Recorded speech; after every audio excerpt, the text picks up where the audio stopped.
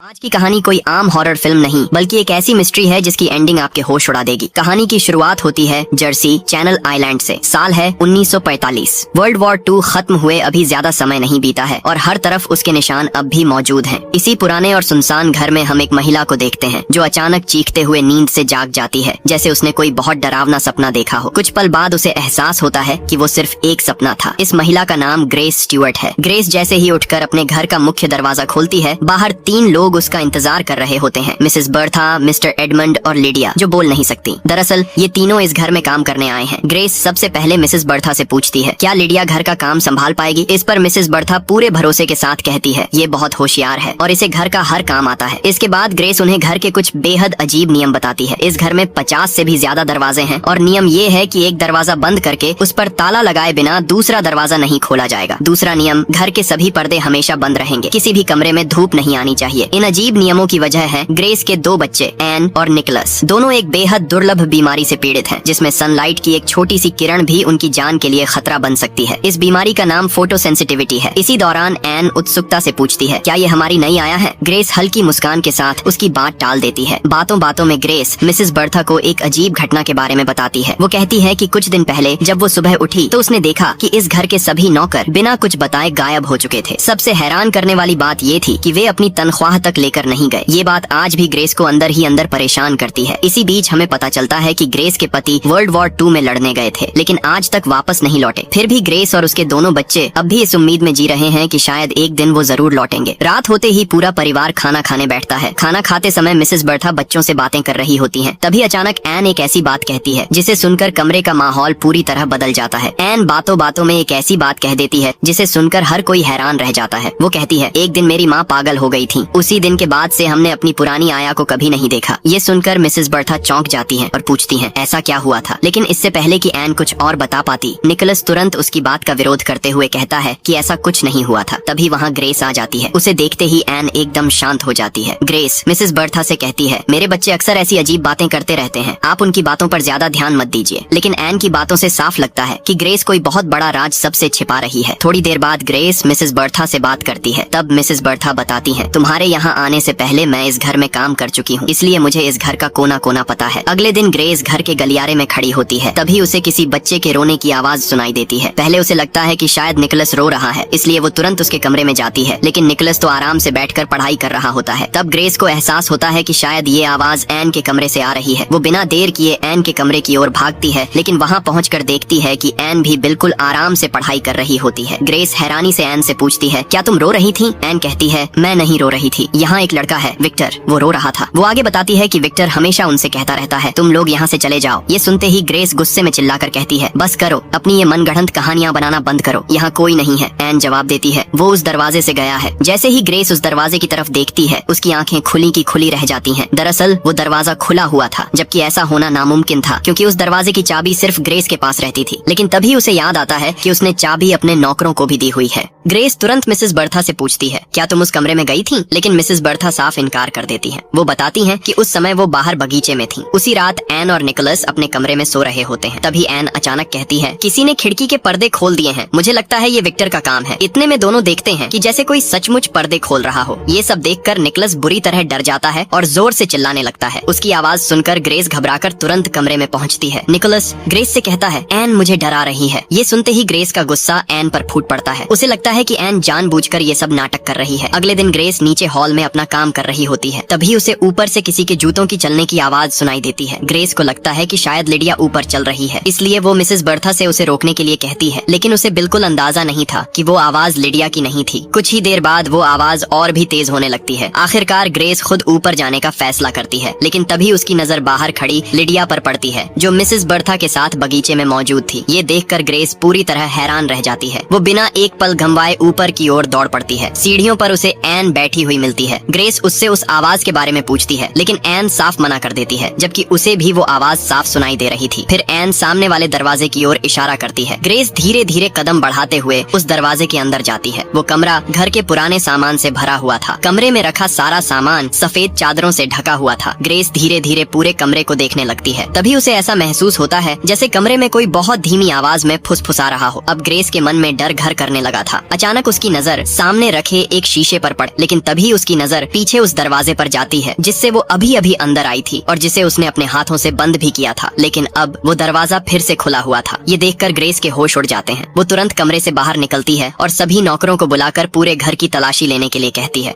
तलाशी के दौरान एन ग्रेस को एक ड्राइंग दिखाती है। वो बताती है ये विक्टर और उसकी फैमिली है और इनके साथ ये एक बूढ़ी लेडी भी है जो बहुत अजीब दिखती है। अब ग्रेस को यकीन होने लगा था कि इस घर में कुछ न कुछ जरूर चल रहा है। घर की तलाशी लेने के लिए ग्रेस अपनी गन उठा लेती है, लेकिन जैसे ही वो गन हाथ में लेती है उसे एक अजीब सा एहसास होता है। इस गन से जुड़ा एक बहुत बड़ा राज है जो आगे चलकर इस पूरी कहानी को बिल्कुल अलग मोड़ देने वाला है। तलाशी के दौरान ग्रेस को एक फोटो एल्बम भी मिलता है जिसमें सिर्फ मरे हुए लोगों की तस्वीरें थीं। मिसेस बर्था बताती हैं कि पहले के समय में लोग ऐसे एल्बम रखते थे। उनका मानना था कि मरने के बाद भी इंसान की आत्मा उसकी तस्वीर में मौजूद रहती है। उसी रात ग्रेस कमरे के एक कोने में बैठी अपने पति के बारे में सोच रही होती है। तभी अचानक उसे अंदर से पियानो बजने की आवाज सुनाई देती है। वो गन हाथ में लेकर धीरे धीरे उस कमरे की ओर बढ़ती है जहाँ से पियानो की आवाज आ रही थी। जैसे ही ग्रेस उस कमरे का दरवाजा खोलती है, पियानो की आवाज अचानक बंद हो जाती है। अब उसके चेहरे पर डर साफ दिखाई दे रहा था। वो पूरे कमरे की तलाशी लेती है लेकिन वहाँ कोई नहीं मिलता। जैसे ही वो कमरे से बाहर निकलती है उसके सामने ही वो दरवाजा जोर से बंद हो जाता है। ग्रेस डर के मारे जोर से चीख पड़ती है। उसकी आवाज सुनकर मिसेस बर्था तुरंत वहाँ पहुँच जाती हैं। अब ग्रेस को पूरा यकीन हो चुका था कि इस घर में कोई काली शक्ति मौजूद है। इसी वजह से वो फैसला करती है कि चर्च के फादर को बुलाने के लिए खुद घर से बाहर जाएगी। लेकिन यहीं से इस कहानी का असली खेल शुरू होता है। दूसरी तरफ हम मिस्टर एडमंड और मिसेस बर्था को आपस में बात करते हुए देखते हैं। मिस्टर एडमंड कहते हैं, आखिर हम इस राज को कब तक छिपाते रहेंगे? इस पर मिसेस बर्था जवाब देती है, समय आने तक।